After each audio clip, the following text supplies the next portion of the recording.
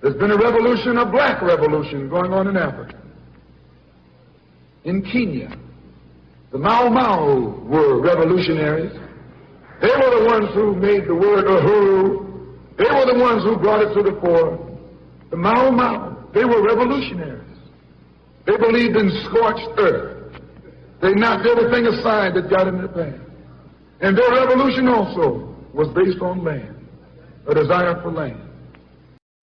The freedom singers were singing the song Oginga Odinga, because Oginga Odinga is one of the foremost freedom fighters on the African continent. At the time he visited in Atlanta, Georgia, I think he was then the Minister of Home Affairs in Nairobi, in Kenya. But since Kenya became a republic last week, and Jomo Kenyatta ceased being the Prime Minister and became President, the same person that you are singing about, Oginga Odinga, is now Kenyatta's Vice President. He's the number 2 man in the Kenya government. And the fact that you would be singing about him, to me, is quite significant. 2 or 3 years ago, this wouldn't have been done. 2 or 3 years ago, most of our people would choose to sing about someone who was, passive and meek and humble and forgiving. But Oginga Odinga is not passive. He's not meek. He's not humble. He's not nonviolent, but he's free.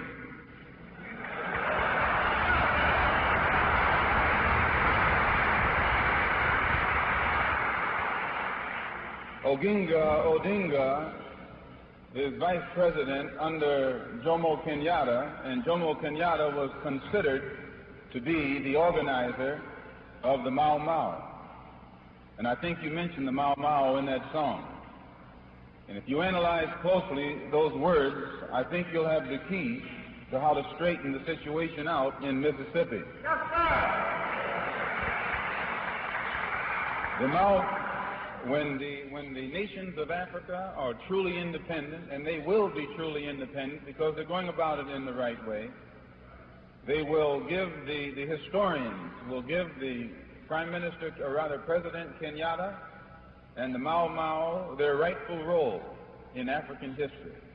They'll go down as the greatest African patriots and freedom fighters that continent ever knew, and they will be given credit for bringing about the independence of many of the existing independent states on that continent right now. There was a time when their image was negative, but today they're looked upon with respect, and their chief is the president, and their next chief is the vice president.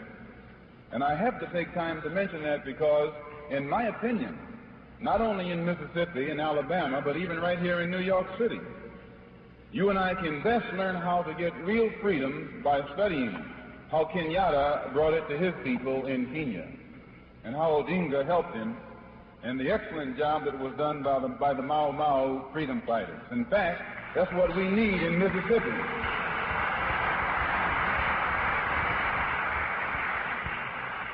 In Mississippi, we need a Mau Mau. In Alabama, we need a Mau Mau. In Georgia, we need a Mau Mau. Right here in Harlem and New York City, we need a Mau Mau.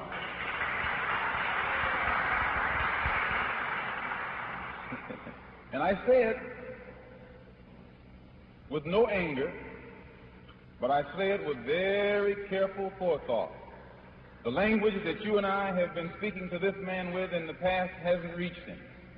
And you can never really get your point across to a person until you learn how to communicate with him. If he speaks French, you can't speak German. You have to know what language he speaks and then speak to him in that language. When I was in Africa, I noticed some of the Africans got their freedom faster than others.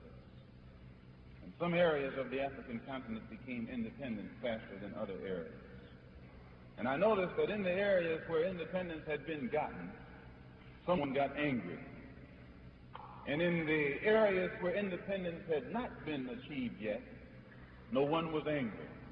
They were sad. They'd sit around and talk about their plight, but they weren't mad. And usually when people are sad, they don't do anything. They just cry over their condition. But when they get angry, they bring about a change. When they get angry, they aren't interested in logic. They aren't interested in odds. They aren't interested in consequences. When they get angry, they realize that the condition that they're in, that they're suffering, is unjust, immoral, illegal, and that anything that they do to correct it or eliminate it, they're justified.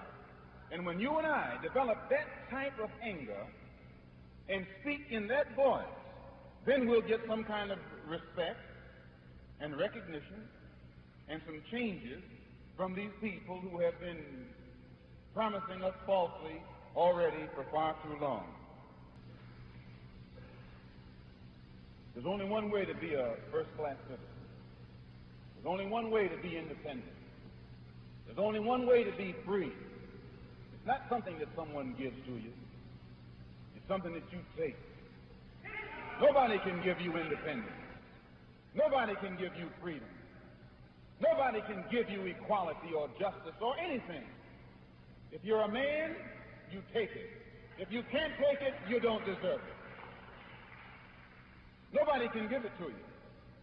So if you and I want freedom, if we want independence, if we want respect, if we want recognition, we obey the law.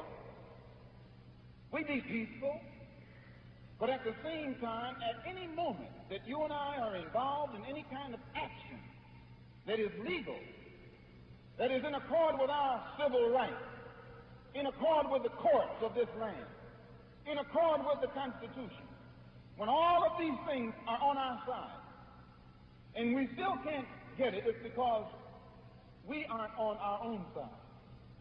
We yet don't realize the real price necessary to pay to see that these things are enforced where we're concerned.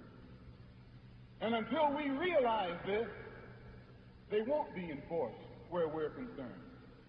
We have to let the people in Mississippi, as well as Mississippi, New York, and elsewhere, know that freedom comes to us either by ballot or by bullets. That's the only way freedom is gotten.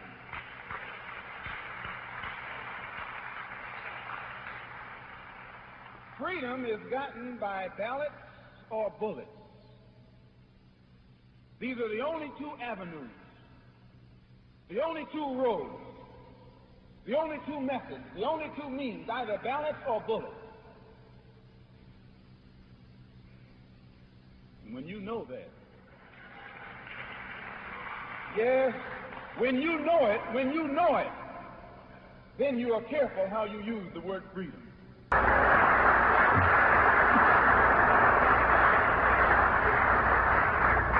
This is one of the reasons why Tom Mboya has lasted so long in Kenya.